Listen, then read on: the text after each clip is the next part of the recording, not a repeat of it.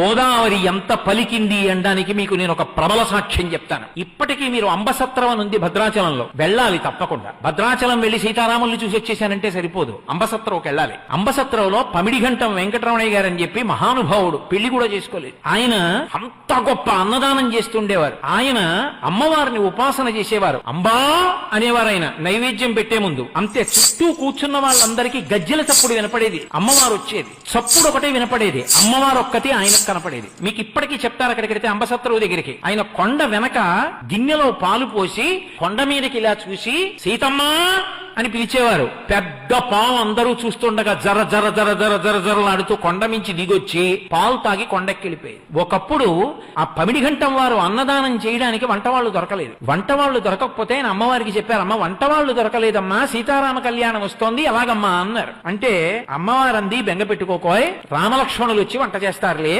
అంది. ఆయన ఇలా చూశారు, మంచి దృఢకాయులైన ఇద్దరు, అంతంత ఎత్తు ఆజాన బాహుమరవిందదలాయతాక్షం ఇద్దరు వచ్చారు. వచ్చి అయ్యా మీరు వంట కావాలన్నారట, మమ్మల్ని ఎవరో పంపించారు, వంట చేస్తాం, కానీ మీరు లోపలికి చూడకూడదు. వంటశాల తలుపులు వేసి 2 పెద్ద పెద్ద గుండిగలు తెచ్చారు. ఒక మనిషి ఎత్తలేడుదండి, అంతంత గుండిగలు తెచ్చి వంట చేశారు. వంట అంతా అయిపోయింది, బయటకు వచ్చారు. మేము గోదావరిలో స్నానం చేసి వస్తామని వెళ్ళారు, ఇంకా రాలేదు. ఆ తర్వాత వెళ్లి గుండిగల మీద చూస్తే రామగుండిగా లక్ష్మణ గుండిగా అని ఉంది. ఇప్పటికీ మీరు రామలక్ష్మణులు వచ్చి వంట చేసిన గుండిగలు అంబసత్రంలో చూడొచ్చు, ఇప్పటికున్నాయి.